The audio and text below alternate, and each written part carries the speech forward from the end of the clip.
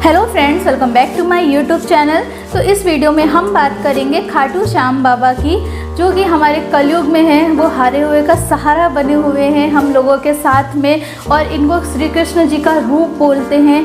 आखिर हम इनको कलयुग में हारे हुए का सहारा क्यों बोलते हैं, इस टॉपिक में हम इसी टॉपिक पे बात करेंगे। और मैं आपको इस वीडियो में बताऊंगी कि खाटू श्याम बाबा की आखिर कौन सी कहानी जो है वो सच है। आखिर खाटू श्याम बाबा को हम लोग हारे हुए का सहारा ही क्यों बोलते हैं, और वैसे तो बोले भी क्यों ना, क्योंकि सच में जब आप अपनी लाइफ में हर तरीके से ज़ीरो हो जाते हैं ना, तो एक खाटू श्याम बाबा ही जो हैं, अगर आप उनको जानते हैं और अगर आपका उनसे मन लग गया ना, तो आपको जीवन में कभी हार का सामना नहीं करना पड़ेगा। लोग ऐसा ही बोलते हैं और ये बात सच भी है। तो क्यों ना हम सबसे पहले उनकी कहानी जान लेते हैं कि आखिर खाटू श्याम बाबा को हम कलयुग में हारे हुए का सहारा क्यों बोलते हैं, और आखिर ये है कौन, और इनको श्री कृष्ण जी का रूप क्यों बोलते हैं। तो चलिए कहानी की शुरुआत करते हैं। खाटू श्याम बाबा की कहानी महाभारत काल से जुड़ी हुई है। खाटू श्याम बाबा को पहले बर्बरिक के नाम से जाना जाता था। बर्बरिक पांडव भीम के पुत्र घटोत्कच और नाग कन्या अहिल्यावती के पुत्र थे। बचपन से ही वे बहुत महान योद्धा थे और युद्ध करने की कला उन्होंने अपनी माँ से सीखी थी। भगवान शिव के वो बहुत बड़े भक्त थे और उन्होंने भगवान शिव से प्रसन्न होकर उनसे 3 आभेद बाण प्राप्त किए थे। ये बाण ऐसे थे जिनसे तीनों लोक में जीता जा सकता था और हर एक युद्ध जीता जा सकता था। अब ये बाण चलाने के लिए उन्हें धनुष की आवश्यकता थी, और जिसके लिए उन्होंने अग्निदेव की तपस्या की, और अग्निदेव ने उन्हें धनुष दिया। तो जब महाभारत का युद्ध चल रहा था, जो कि कौरवों और पांडव के बीच में था, तो जब इसकी खबर बर्बरिक तक गई, तो बर्बरिक को भी इस युद्ध में सम्मिलित होना था। तो वे अपनी माँ के पास गए और उन्होंने उनसे बोला कि मुझे भी ये महाभारत के युद्ध में जाना है। तो उनकी माँ ने जो है उन्हें आशीर्वाद दिया और उन्हें जाने के लिए बोला। जबकि बर्बरिक की माँ ये जानती थी कि ये युद्ध जो है वो कौरवों और पांडव के बीच में हो रहा है, तो उन्होंने बर्बरिक से बोला, आखिर तुम इस युद्ध में लेकिन जाना क्यों चाहते हो। तो उन्होंने बोला, मुझे माँ महाभारत के युद्ध में सम्मिलित होना है और मुझे ये युद्ध लड़ना है। तो बर्बरिक की माँ ने कहा, ठीक है, लेकिन मुझे तुम्हें सबसे पहले एक वचन देना होगा। तो उन्होंने बोला कि कैसा वचन। तो बर्बरिक की माँ ने बोला कि युद्ध में जो भी पक्ष तुम्हें हारता हुआ मिलेगा, तुम उनकी तरफ से युद्ध करोगे।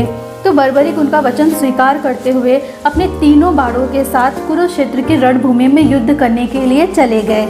अब भगवान कृष्ण के लिए बहुत समस्या की बात हो गई, क्योंकि उस समय कौरव हार की ओर जा रहे थे, और बर्बरिक ने अपनी माँ को जो वचन दिया है कि मैं हारे हुए का सहारा बनूंगा, और अगर बर्बरिक कौरवों में शामिल हो जाते तो कौरवों को हराना नामुमकिन था।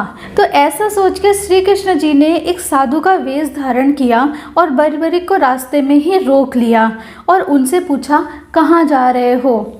तो बर्बरिक ने बोला, मैं महाभारत का युद्ध लड़ने जा रहा हूँ। तब श्री कृष्ण जी ने कहा, ये कोई बच्चों का खेल थोड़ी ना है।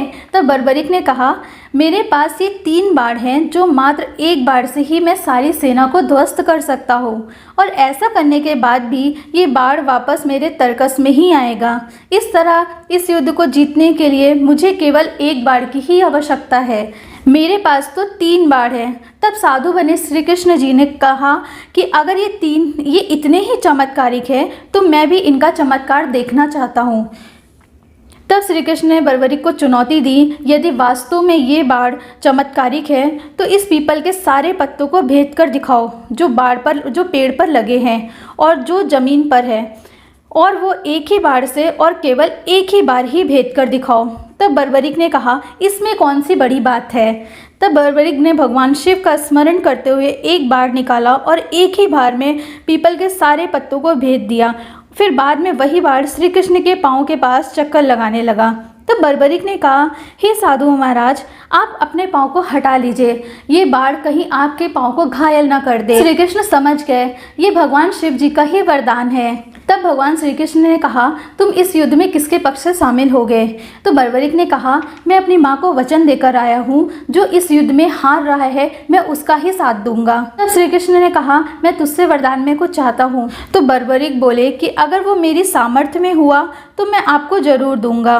तो साधु बने श्री कृष्ण जी ने बोला, मुझे तुम्हारा शीश चाहिए। ये सुनकर पहले बर्बरिक तो थोड़ी देर के लिए सोच में पड़ गए, फिर उनको अपना वचन याद आया और उन्होंने हाँ भरी। फिर वो सोच में पड़ गए कि ये कोई वास्तविक साधु तो नहीं। तभी उन्होंने उन्हें असली रूप में आने के लिए प्रार्थना किया। तब श्री कृष्ण अपने रूप में आए। तभी बर्बरिक ने उनसे प्रार्थना किया कि वे शुरू से ही अंत तक इस युद्ध में रहना चाहते हैं। फिर उन्होंने अपनी तलवार से अपना शीश काटकर भगवान श्री कृष्ण को सौंप दिया।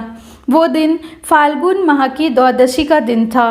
भगवान के वचनों के अनुसार बर्बरिक का सिर युद्ध भूमि के समीप पहाड़ पर रख दिया गया, जहाँ से बर्बरिक ने पूरा युद्ध जब महाभारत का युद्ध समाप्त हुआ तो पांडवों के बीच में कहासुनी होने लगी कि इस युद्ध का श्रेय हम किसे दें। तब श्री कृष्ण जी ने कहा, क्यों ना ये बात हम बर्बरिक से ही पूछ लें, क्योंकि उसका शीश ही एकमात्र ऐसा साक्षी है जिसने शुरू से लेकर अंत तक इस युद्ध को देखा है। तो उससे अच्छा निर्णय कौन ले सकता है। तभी सब सहमति से बर्बरिक के सिर के पास आए और उनसे पूछा, बताओ इस युद्ध का श्रेष्ठ योद्धा कौन है। तो बर्बरिक के सिर ने उत्तर दिया, इस पूरे युद्ध में सिर्फ भगवान श्री कृष्ण ही महान पात्र हैं। उन्हें युद्ध भूमि में सिर्फ उनका सुदर्शन चक्र ही घूमता हुआ दिखाई दे रहा था, जो सारे शत्रु सेना को काट रहा था। तब श्री कृष्ण ने वीर बर्बरिक को उसके महान बलिदान से प्रसन्न होकर उसको यह आशीर्वाद दिया कि हे बर्बरिक, कलयुग में तुम मेरे नाम से यानी श्याम नाम से जाने जाओगे। कलयुग में तुम हारे हुए का सहारा बनोगे। तुमने अपना शीश मुझे दिया है, अतः तुम शीशदानी के नाम से जाने जाओगे। तो ये थी महाभारत काल के बर्बरिक की कहानी, जो आज कलयुग में जितने भी अगर आप लाइफ में ज़ीरो हो चुके हो ना, सच में अगर आपका बहुत लॉस है या आप हर तरीके से अपने जीवन से हार गए हो ना, तो मुझे लगता है कि एक बार आपको खाटू श्याम बाबा के दरबार में ज़रूर जाना चाहिए। अच्छा, ये तो थी बर्बरिक की कहानी कि वो हारे हुए का सहारा आज कलयुग में क्यों जाने जाते हैं।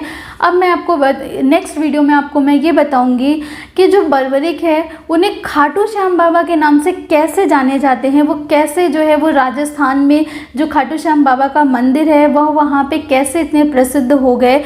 ये तो सिर्फ और एक पार्ट था। अगर आपको मेरा वीडियो अच्छा लगा है तो प्लीज़ इसे लाइक करें, शेयर करें, कमेंट करें और नेक्स्ट वीडियो के लिए रेडी रहे। अगर आपको भी ये देखना है कि बर्बरिक जो है वो खाटू श्याम में कैसे आ गए, तो प्लीज़ मेरे वीडियो को लाइक ज़रूर करें और मुझे ज़्यादा से ज़्यादा कमेंट करें और नीचे लिखे, हारे हुए का सहारा खाटू श्याम बाबा हमारा।